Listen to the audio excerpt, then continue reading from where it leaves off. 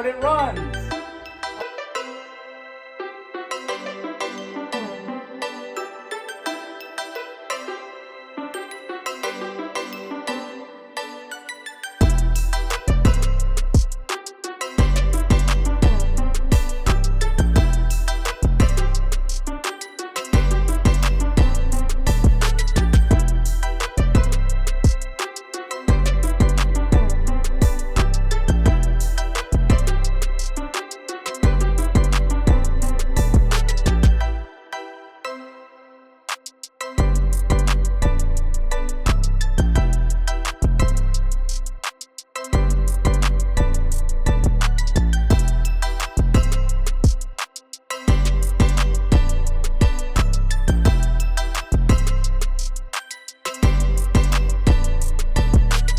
Welcome back to the channel, guys. We are working on the carburetors. This is a triple carburetor setup, one carburetor per cylinder, and I did my research on what the low side jet measurements should be. We found the mag end and the PTO end and made sure we were adjusting the right jet.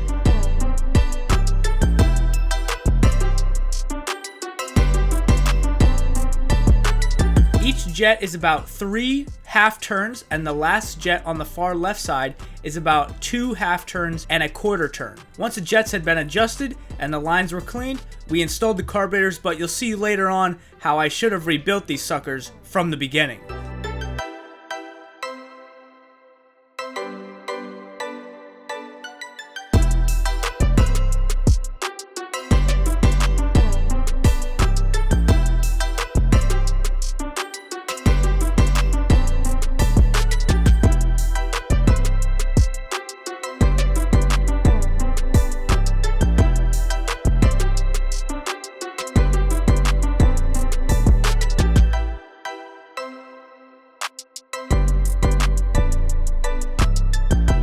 All the vacuum lines were installed on the carburetors to begin with, then the bolts were cleaned up on the engine using anti-seize on the studs and slipping those vacuum lines back in position on the engine crankcase.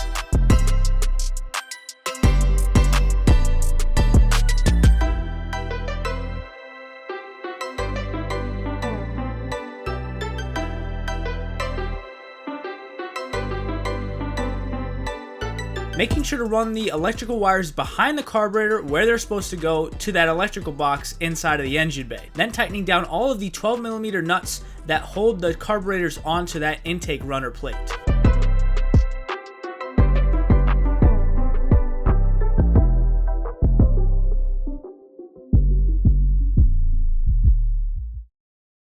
Well, now it is time to put this engine back in the jet boat. We have the lower intake piece all bolted up, tons of 10mm bolts for that. Then we got the carburetors on with a bunch of grease all on the movable components. Plus, we lined up our oil pump perfect. Let me show you. So at wide open throttle, check out the lines on our oil pump. They match up perfectly. And then I closed the oil pump all the way. These lines match up perfectly. It is a cool way of doing things with the oil pump, but I've just never seen it before. And I understand why it doesn't work very well. We have the cush drive in the jet drive coupler, which is pretty beefy, honestly. Starter's bolted in. The exhaust side is all clean, ready for a fresh gasket and the exhaust to go back on once this is back in the boat, since this is pretty heavy, and me and the little bro are gonna try to lift this thing and put it back in there. I swapped out the tiny little crusty zip ties for larger zip ties on all of these connections. No idea what this line runs to. It just runs to an empty bolt. But anyway, our main concern is getting that engine back into this boat, and it's just gonna be me and the little bro, so we'll see how this goes. And he actually just left for baseball, so we're gonna do some quick upkeep things on the inside of this interior. We're gonna need a little bit of Loctite. Let's get up in here, and we're gonna need a screwdriver and a little tool pick. So you can see these handles are pretty loose. The fronts as well. We're just gonna pop off this cover, access to the screw in there. We're gonna use some Loctite and tighten all these down, get these handles nice and firm.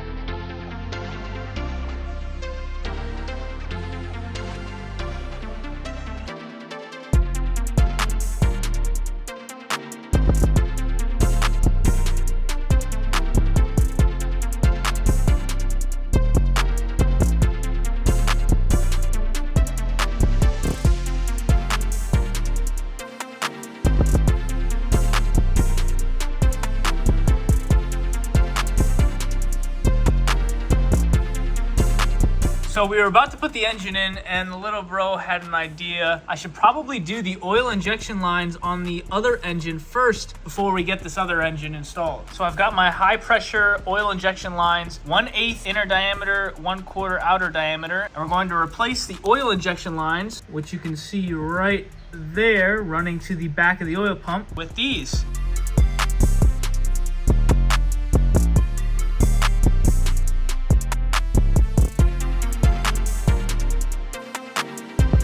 You could hide someone in here. This is not a smuggler boat.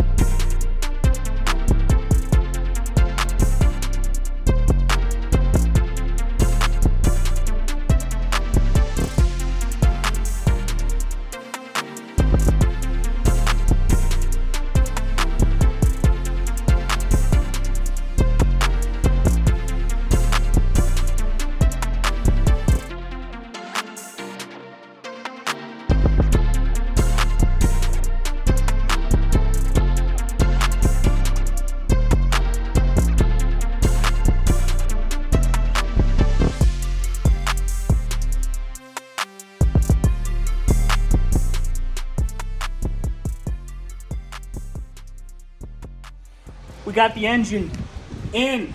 Now to put it together.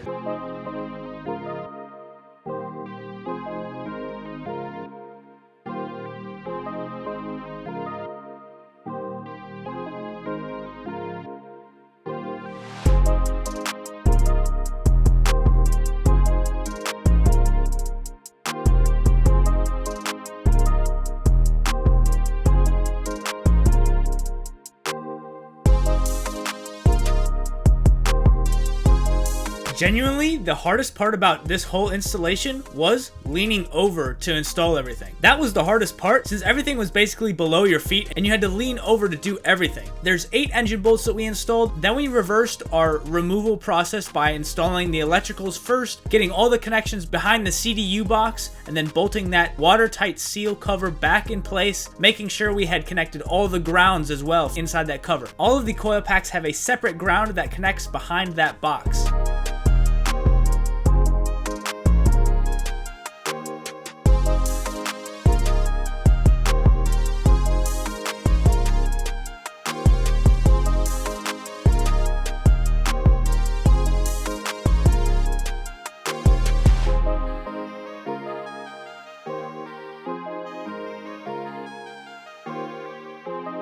Then installing the positive and negative terminals on the starter, since that sits below the exhaust and you can't access that once the exhaust is installed.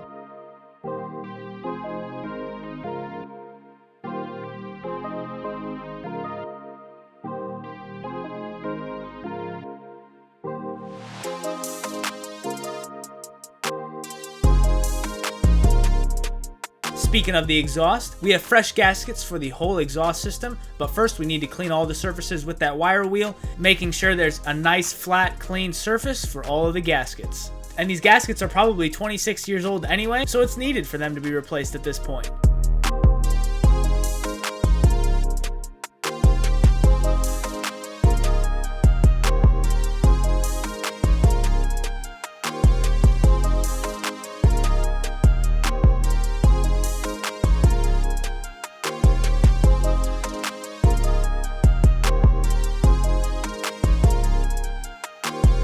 From my understanding, water runs inside of the exhaust manifold and the engine and cools down the engine and the exhaust metal, keeping everything nice and cool while you're running this 2-stroke, because there is no such thing as a radiator or coolant on this 2-stroke 3-cylinder Yamaha engine.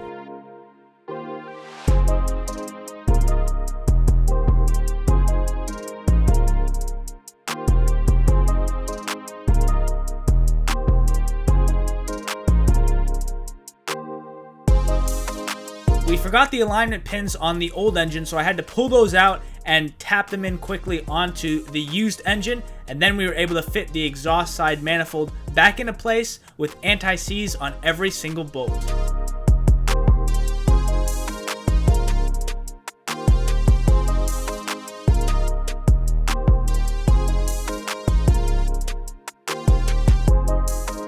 Once again, the most difficult part was simply leaning over to install everything. Most likely why most shops have a crane system and they build the engine outside of the boat before they install it.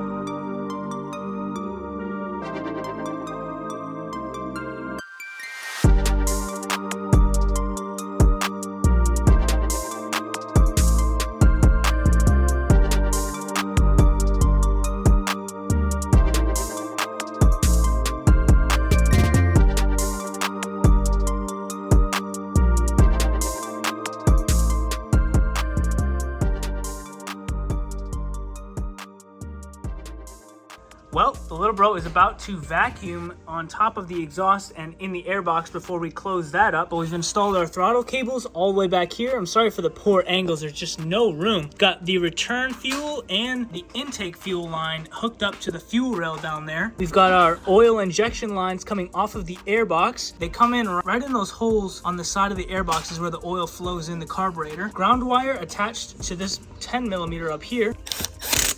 Both sides. And underneath these caps are Zerk fittings to grease the rear bearing and the front bearing for the jet drive. We've got one more gasket to install on the back side of this exhaust. We have to install the water line coming in the bottom of the exhaust. Definitely a lot of things that are hard to see on camera. Now, something pretty cool with these oil injection lines, as you saw, we replaced the ones on this right side engine, and actually, check this out. Oil has started to flow in them, and you can see where the line is dark is where oil is starting to flow up and into the intake, and we haven't even started the engine, so that means we have a good seal on the airbox. And how that oil is already starting to flow up is just by me simply opening and closing the throttle, which in turn opens the oil injection pump on the backside. Now little bro's gonna vacuum, and we're gonna continue assembling the exhaust and the air intake.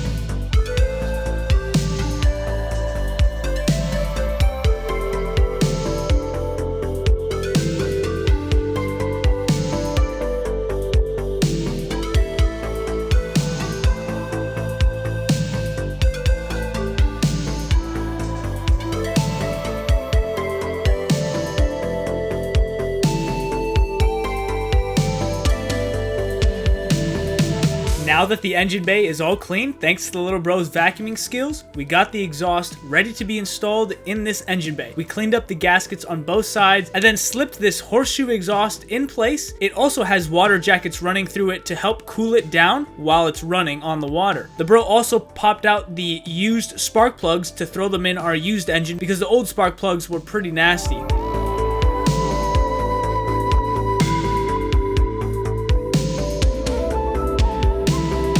Then we got ready to install the coil packs, cleaned those up, and put those all into place. It's nice you can't mess these up because they're all different sizes.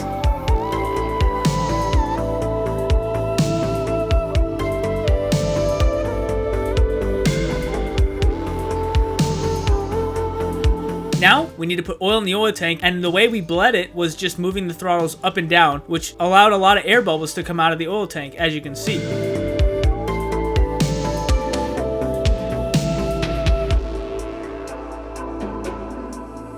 And now it's time for gas. We went to the local gas station, grabbed some 91, and also pre-mixed it with oil. Shook that all around and tossed that in the boat, ready for our very first startup.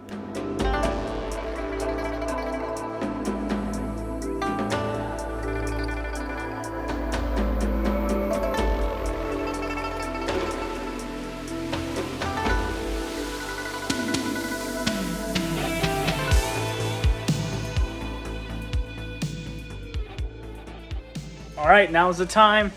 Put the keys in. These are the tiniest keys as well. We have everything connected. Just put a premix in the gas tank for the fresh engine start because the oil lines are not primed at all. We connected the battery. We'll put both of these keys in, on and on, on. Just started raining. Light on for fuel. I have no idea what that means. Let's turn on the fuel for the right and the left engine. Both of those are on. See if we can figure out the radio system real quick. Is that on over there? Well, we got the radios to work. All right, enough with the radio. Throttle here, chokes here. All right, we'll start with the right engine. Start. Nothing.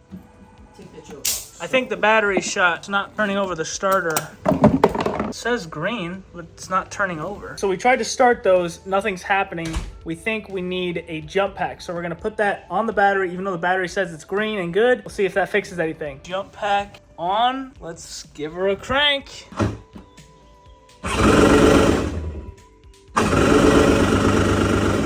Is it shutting off? Okay, the right side is firing well. Try the left side.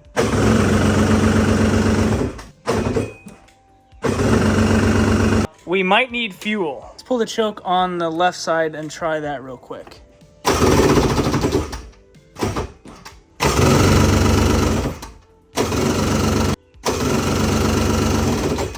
Do I need to have these open? It's not firing. Left side. Put one open. Fuel level just might be too low. He's gonna put more fuel in because we just might be super low on gas. Can we let it sit on nothing? A little bit less.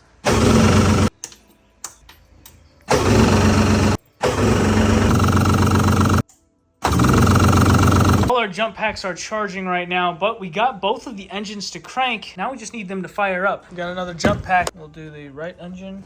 The left side.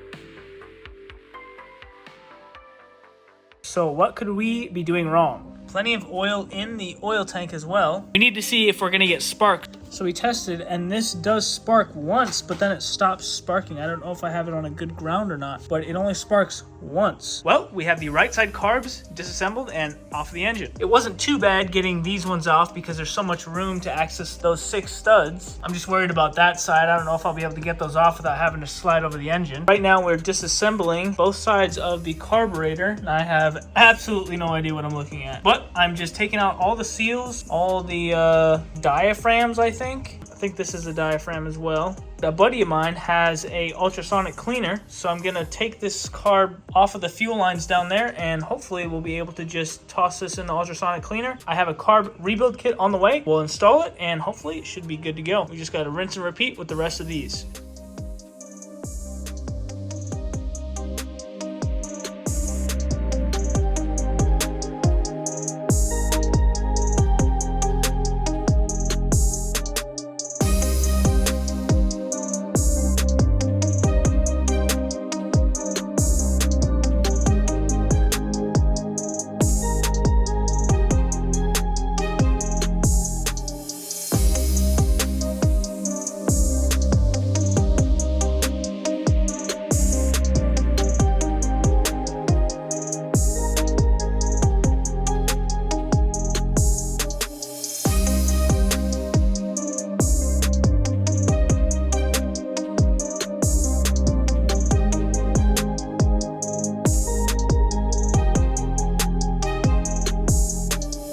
Now, I did not have the carb rebuild kits yet in the mail, so we just disassembled these to clean them and throw them back on the engine to see if that would fix our issue. You guys are not going to believe what the fix was later in the video. It is so ridiculous. We reinstalled the choke and the throttle cables and the base plate, putting the carb assembly back together and then getting it ready to throw back on the engine to see if this would make any difference.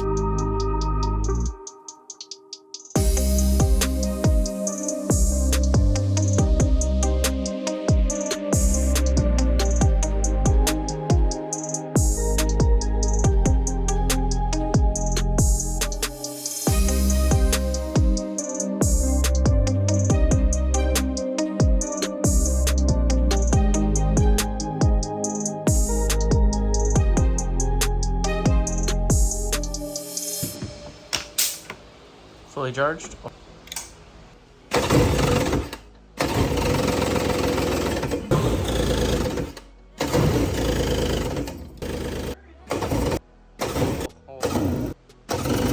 So it was trying to start, got water out the exhaust with the ultrasonic cleaned carbs in. This one was firing over every time, but it would not keep running. I'm not sure what I'm doing wrong, but we're gonna try tomorrow and see if we can get better results.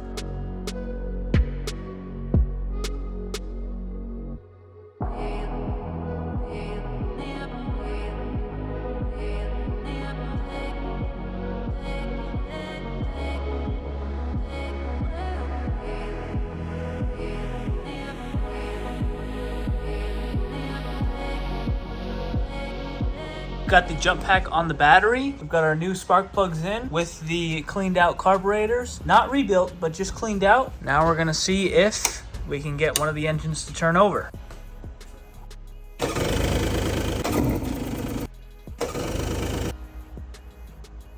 I'm gonna leave the spark plug out and see if it sparks while we turn it over.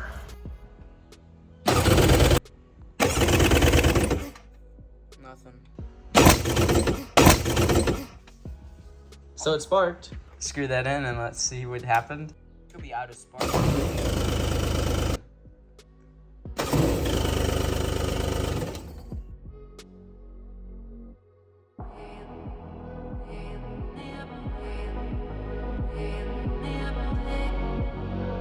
So the carbs are back off again, and here's where we're at. First of all, we weren't getting it to fire. We weren't getting either engine to turn over at all. So then I quickly cleaned out the carbs on the right side. We have it firing upon first startup, which is what this water is coming out the exhaust. It fires up maybe once or twice and then stops running, which is better than before when we had nothing. So now we're gonna take these carburetors apart again, and I have a rebuild kit showing up in the mail today. So we're gonna rebuild all the insides of these, then put them back in with the brand new plugs, and hopefully a different result will come. We used this ultrasonic cleaner on the carbs earlier, and we'll use it again. Really nice. You can set the temperature of the ultrasonic fluid and how long you want it in there for. And hopefully we can get these engines running today.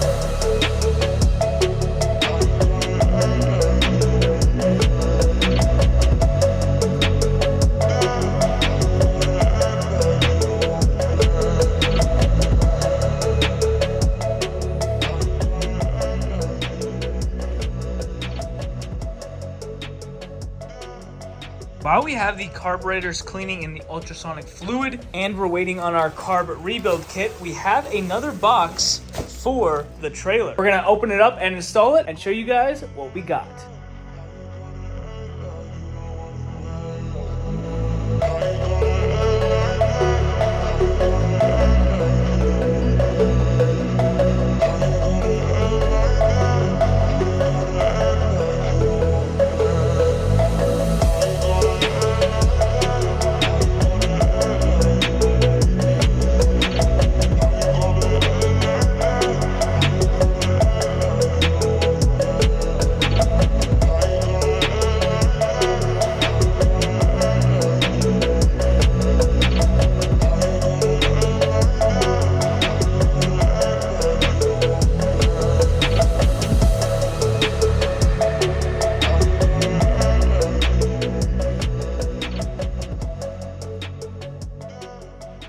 Well, we just got our Mikuni carb rebuild kits in the mail right as we finished putting on these posts on the side of the trailer. These posts are to help me see when pulling the boat onto the trailer where the trailer is located underneath the water. Also, for someone to reach out and help me center the boat in the middle of the trailer when we do load this thing. Man, now I am super excited to open up these carb rebuild kits and put my carbs back together. I got high hopes that this will hopefully fix my issue.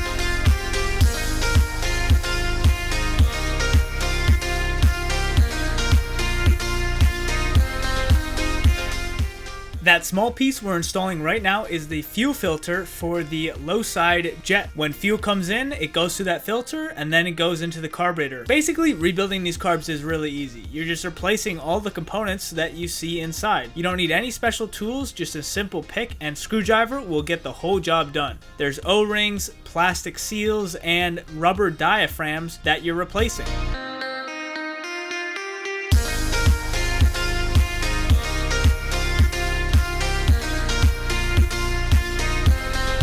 I also lubed and replaced the O-ring for the low side jet. And now onto the second carb in the line. Again, breaking out a brand new kit because one kit only has enough seals and gaskets for one carb. And these carb kits are about $60 a piece. So they are very expensive. Now inside the carb, there's a lot of plastic components that over time can get creased or dimpled, resulting in starving the carb of fuel. So you have to replace these whenever you can see a dimple or crease.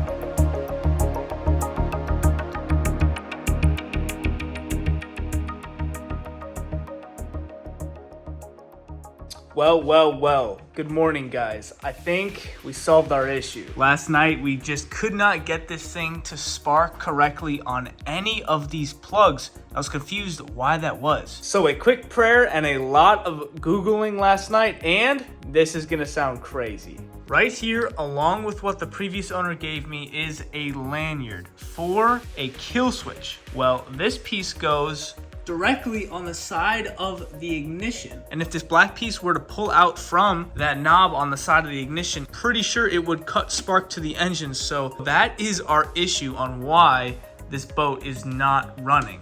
because it only sparks once and then it doesn't spark again, which is very strange. So I feel so dumb, but this is our fix. I'm 99% sure. We rebuilt all of the right side engine carburetors, so we're gonna put these back together, get it back on the base plate, get it back on the engine with the throttle connections attached to the throttle bodies and the choke carbs on top as well. Man, I feel so dumb.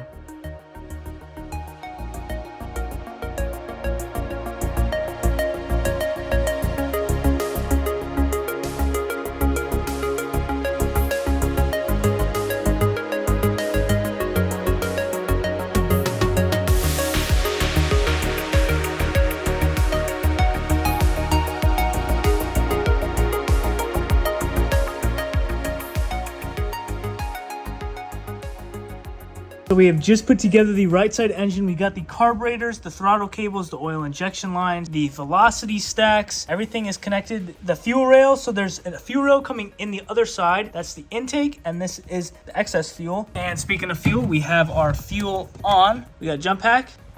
Turn it to on. Now the way this lanyard works is it pushes out this black piece. So this must be what needs to be engaged for those spark plugs to fire. Battery is connected up, key is on, moment of truth.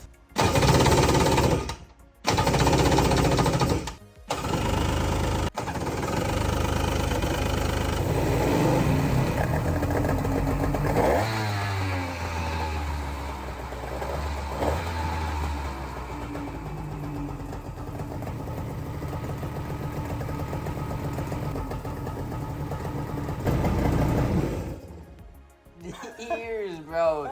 And this thing is so smoky, bro. But it runs. Man, what a relief. We have one running motor with freshly rebuilt carbs. It sounds fantastic, even though I have no idea what they sound like. We're gonna put the AIRBOX back on, get this motor all tidied up. Then we're gonna try this right side. And I forgot, we should have checked if the tachometer is working. Let's try that. The battery button. Let's see if the left side works.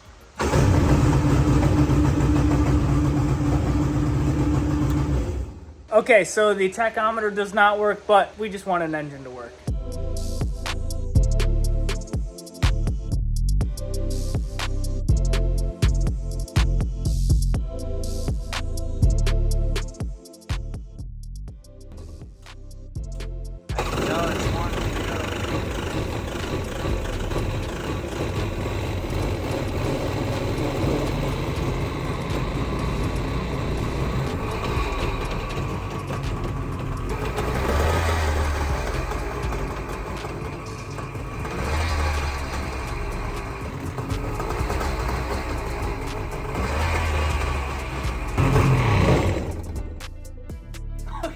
The right side works too.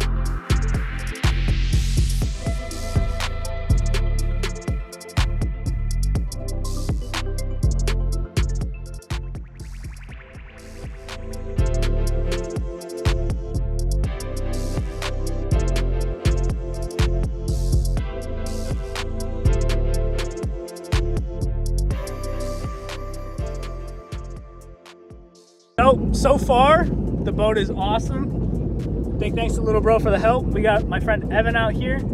It is smooth sailing, wouldn't you say? Yes, sir. Smooth sailing. Engines sound great. I know the right side carburetors could use some work because I only rebuilt the left, but they both are working all right. The only thing that's not working, the tachometers and the horn over there, but everything else seems to be, oh, and the fuel. But this was my issue. I didn't have this plugged in, and now everything works.